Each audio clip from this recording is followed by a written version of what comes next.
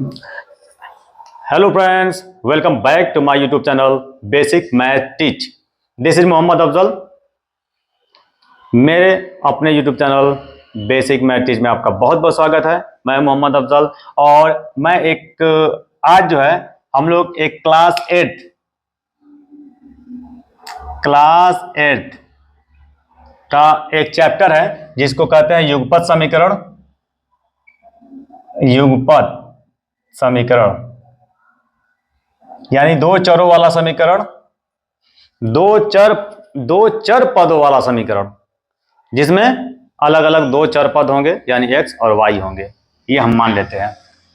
और ये जो चर पद वाला जो है ये युगपत समीकरण है। ये साइमल्टेनियस जो इक्वेशन है दोस्तों, ये जो है किस पे आधारित है? क्वेश्चन देखिए ध्यान से कि यहाँ पे if one is added to the both numerator and denominator, ठीक है। कहा जा रहा है कि एक को जो है जोड़ना है, एक जोड़ देंगे हम। कहा किसमें जोड़ेंगे? हम अंश और हर में एक जोड़ना है, दोनों में एक एक जोड़ना है। तो जब जोड़ते हैं एक एक तो वो भिन्न क्या बन जाती है? वो 2/3 यानी 2/3 भिन्न बन जाती है। जब अंश और हर में एक एक हम जब जोड़ते हैं तो बन जाता है वो भिन्न क्या बन जाती है? 2/3 बन जाती है। लेकिन अगर दो घटाते हैं, उसमें से अंश और हर में से घटाते हैं दो, देख रहे हैं सबट्रैक्टेड लिखा है, घटाते हैं, तब क्या बन जाती है? तब वो 1/3 बन जाती है। वही भिन्न जिसको हम अंश और हर कहते हैं। तो बताना है कि वो भिन्न कौन सी है, वो अंश कितना है और वो हर कितना है दोस्तों। तो चलिए हम इसको सॉल्व करते हैं। और ये जो है फ्रैक्शन यानी भिन्न पर आधारित जो है वो युगपत समीकरण है ओवरऑल, ठीक है। अगर आप आसान भाषा में समझे तो ये भिन्न पर आधारित, और इसके पहले जो मैं वीडियो अपलोड किया था आपने देखा होगा, वो उम्र पर आधारित दोस्तों था। उम्र पर आधारित जो है युगपत समीकरण था। तो आज हम जो है भिन्न पर आधारित जो है हम लोग समीकरण सॉल्व करेंगे। और जानते हैं आप लोग कि भिन्न में एक होता है अंश ऊपर वाला और नीचे वाला होता है हर, और जिसको आप कहते हैं न्यूमिरेटर एंड डिनोमिनेटर। तो सबसे पहले जब हमको पता ही नहीं है कि अंश कितना है हर कितना है, तो उसको हमको मान लेना होगा x and y। Let the numerator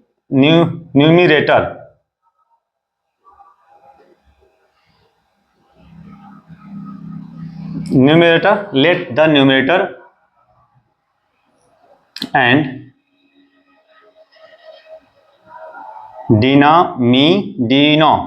देखिए मिस्टेक हो रहा है,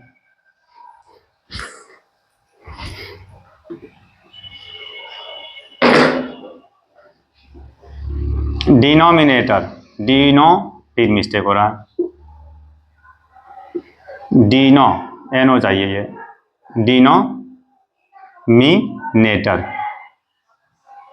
denominator B X and Y. हमने मान लिया कि अंश x है और y और एंड हर क्या है? y है, हमने मान लिया है। न्यूमिरेटर x मान लिया हमने और डिनोमिनेटर y हमने मान लिया है। तो अब according to first condition, according to first condition,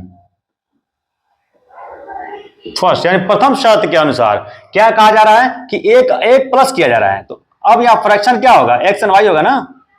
fraction जो है अगर भिन्न में लिखेंगे इसी दोनों को तो x/y लिखेंगे। तो अब उसमें कहा जा रहा है कि एक जोड़ा जा रहा है।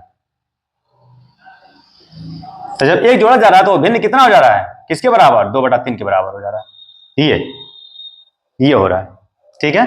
तो अब इसको हम जो है समीकरण में हम सॉल्व कर लेते हैं। तो इसको क्रॉस मल्टीप्लाई करते हैं दोस्तों, तो हो जाएगा आपका r 3x और +3 हो जाता है।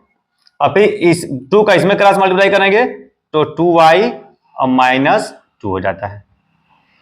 अब इसमें ट्रांसपोजिंग कर लेंगे, तो आपका 3x - 2y इजकल टू ये 3 इधर चला जाएगा तो -2 और -3, ये प्लस है इधर जाएगा तो हो जाएगा माइनस,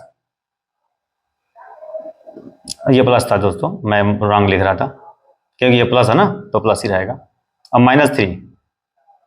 तो अब ये आपका बन गया 3x - 2y इजकल टू -1।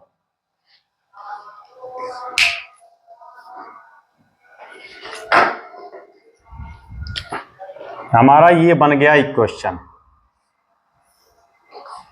एक इक्वेशन बन गया, इसको आप कहते हैं इक्वेशन नंबर 1। ठीक है, क्लियर आ रहा है? चलिए अब हमारा इक्वेशन नंबर 1 बन चुका है। सेकेंड कंडीशन क्या कह रहा है?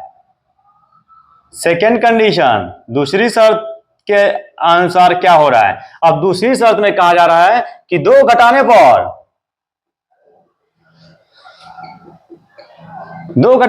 1/3 हो जा रहा है। ये देख रहे हो ना, 1/3 हो रहा है। 2 को हम जब घटाएंगे तो 1/3 हो जाता है। अब यहां भी हम क्रॉस मल्टीप्लाई कर देते हैं और इसको भी समीकरण के फॉर्म में हम इसको लिख देते हैं। तो ये हो जाएगा 3x - 6 is equal to y - 2। 3x - y is equal to 6 इधर आ जाएगा तो हो जाएगा 6 - 2 इजकल टू 4। तो इस तरह से हमारा आ चुका है, एक समीकरण और बन गया। समीकरण नंबर 2 भी बन गया।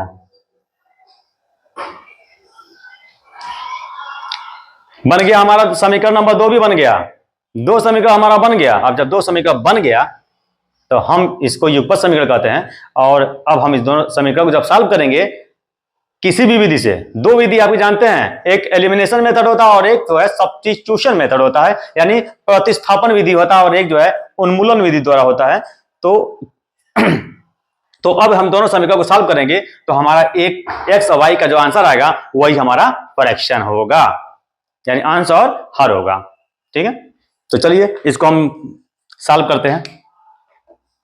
दोनों समीकरण को दिखाई दे रहा है ना?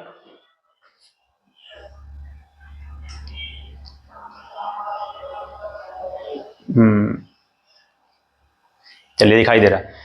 अब दोनों समीकरण को हम सॉल्व करते हैं।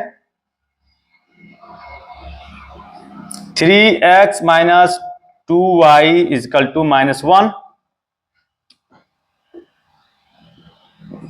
3x - y is equal to 4।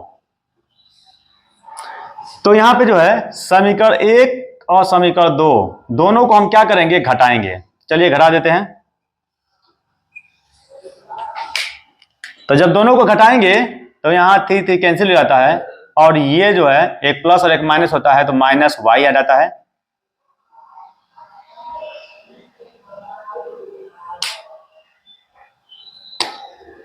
और यहां पे जो है ये -4 है, -4 और 1 ये हो गया आपका -5 हो जाता है और y से कैंसिल हो गया। इस तरह से y की वैल्यू आ चुकी है 5। अब यही y की वैल्यू, जो y की वैल्यू आई है, इसी को समीकरण 1 या 2 में किसी एक में जो है पुट कर दीजिए, रख दीजिए। Put the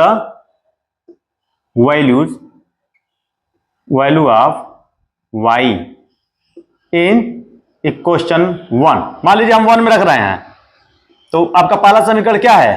3x - 2y is equal to -1 है। तो अब जहां y है वहां पर लिख दीजिए 5। 3x - 2 into 5 is equal to -1। तो 3x माइनस ये हो जाता है 10 इजकल टू -1 और 3 इजकल टू 10 को आप कर दीजिए इस साइड, राइट साइड जो है इसको शिफ्ट कर दीजिए तो -1 और +10 इजकल टू हो जाएगा आपका 9 और 9 को अब 3 से 9 को कैंसिल कर दीजिए, कितना होगा? 3 होगा। तो आपका आंसर आ चुका है। y का आंसर आपका यहां पे आया हुआ है और x का आंसर यहां आया हुआ है। अब फ्रैक्शन आपका क्या है? फ्रैक्शन क्या है? तो आप बोलेंगे x/y है। तो अब x की वैल्यू आपका 3 है एंड y की वैल्यू 5 है।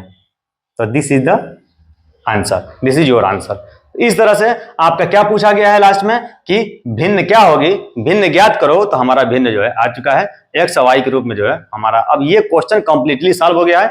इसमें कहीं अगर कोई डाउट है तो प्लीज कमेंट सेक्शन में जरूर आप जो है अपनी प्रॉब्लम शेयर करें, और कोई और भी मेथड है सॉल्व करने के लिए तो जरूर बताएं।